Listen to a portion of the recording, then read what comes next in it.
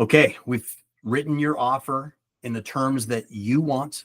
We have presented your offer in a competitive way, letting them know how strong this offer is and that we're going to close escrow. And now they have said yes. They have agreed to your price. They've agreed to your terms. So now what?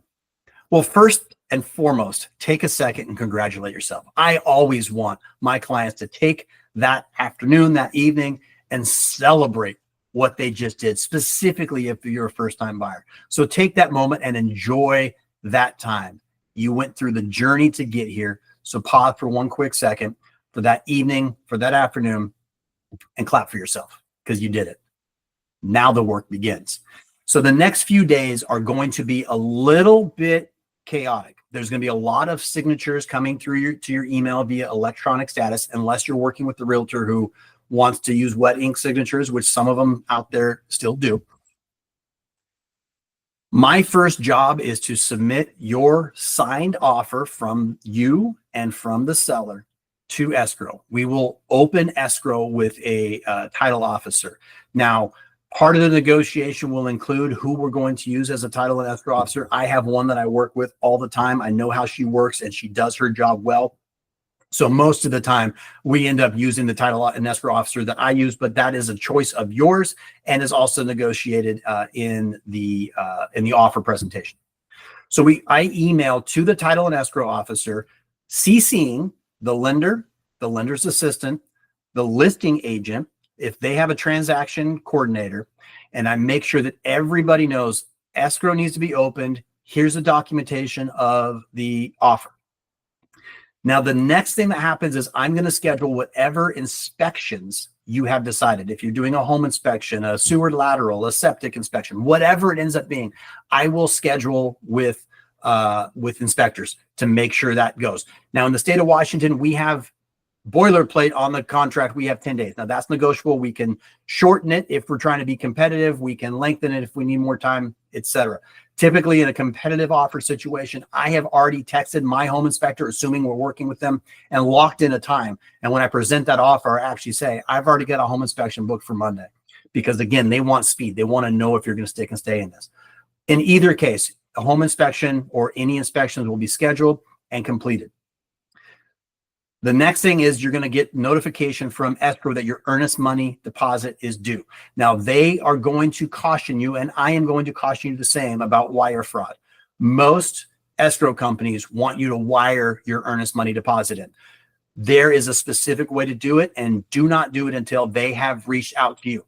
Now, I do have some buyers that prefer to just stroke a check or have a cashier's check and walk it into the escrow office. That's fine as well. Just make sure you're communicating with that escrow officer. But that earnest money deposit is due within 3 days contractually, unless we've negotiated that different. And that needs to be put there. And that's just held in escrow. It's that check is cashed. The money is held and it's deposited into an escrow account that's been set up specifically for this transaction.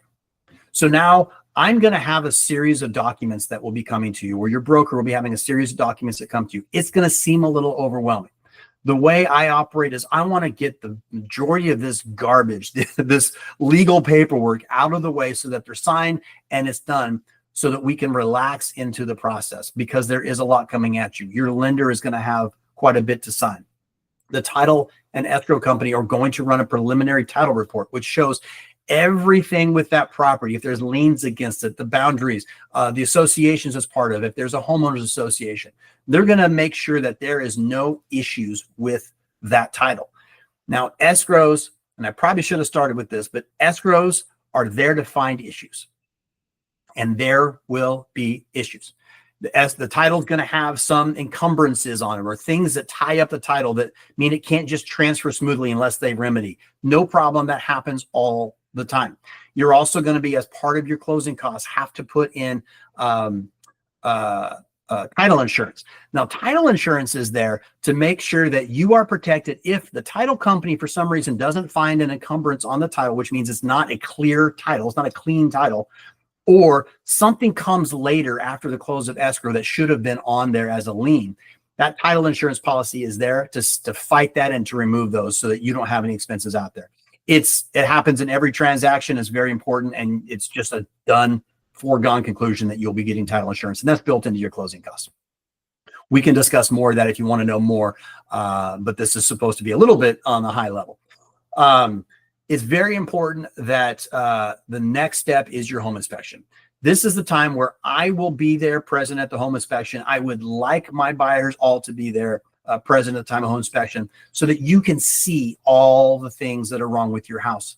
I don't care if it's brand new construction, it's a 3-year-old house, it's a 30-year-old house, it's a 100-year-old house. There's going to be things wrong.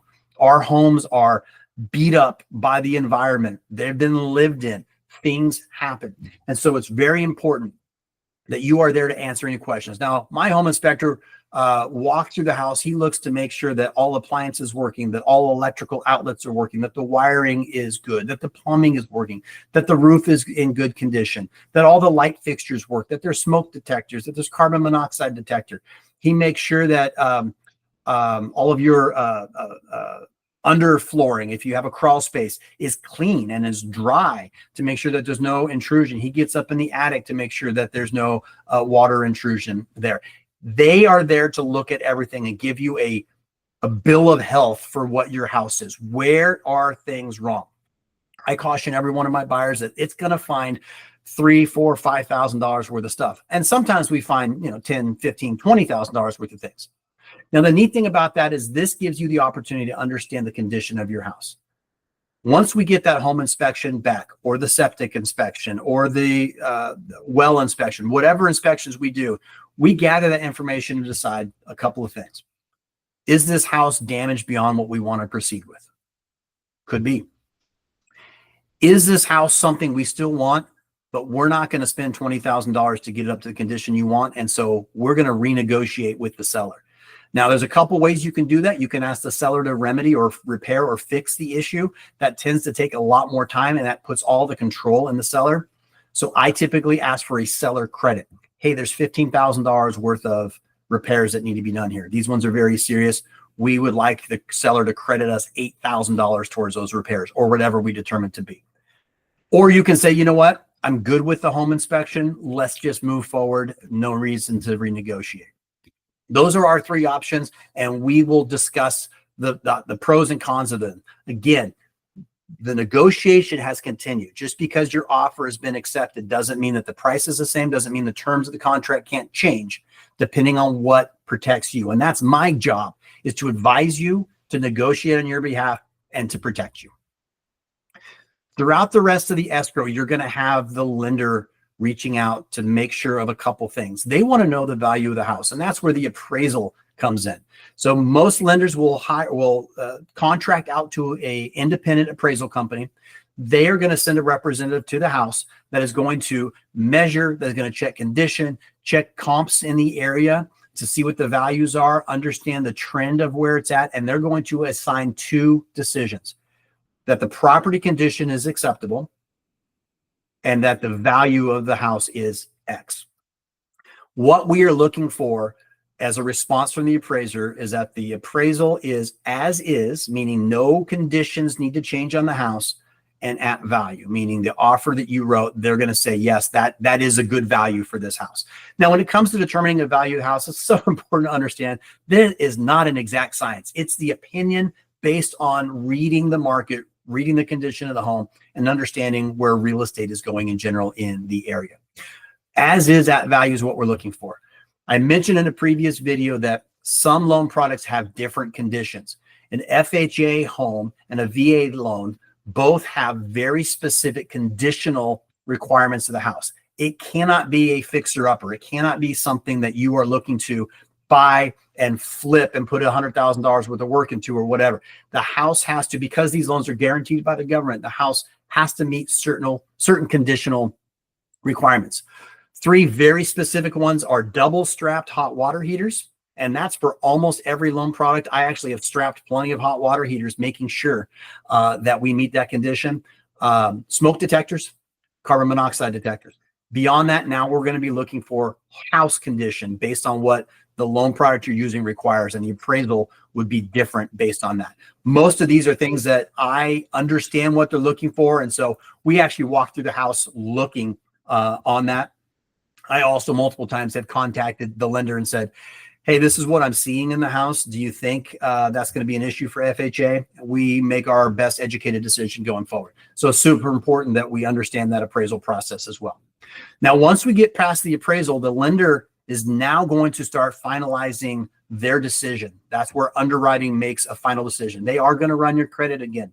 They are going to make sure that your financial situation has not changed, meaning your job. Most of the time, they're going to call and do job verification to make sure that you still have a job and that things haven't changed.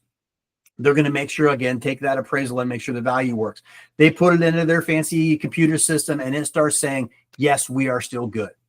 That's when we get the magic 3 words that we all love in this industry: clear to close. That means the lender has said, we're good. We're ready to wire our money. We're ready to send the final documents for the buyer and the seller to sign. Now, the loan documents only go to the buyer, but there are documents the seller has to sign for title.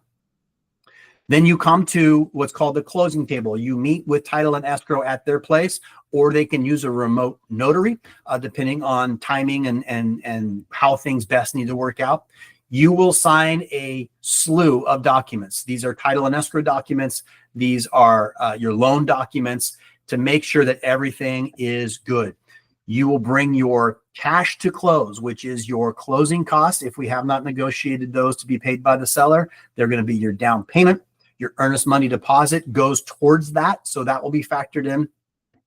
Then once all the loan documents are signed, the lender will wire the balance, the amount you're borrowing from them, into that escrow account, and everything goes into the escrow account.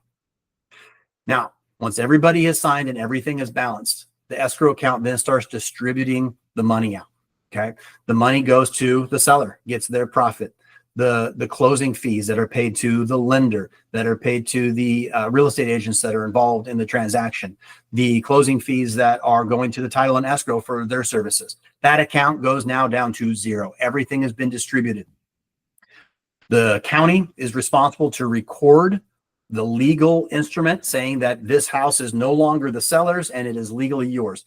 At that point, I get to hand you your keys and welcome you home. Now, there's a little bit of work we're going to do on the backside of that, but that's going to get us to the finish line where you get to enjoy your home. We'll see you on the next video as we wrap up this series.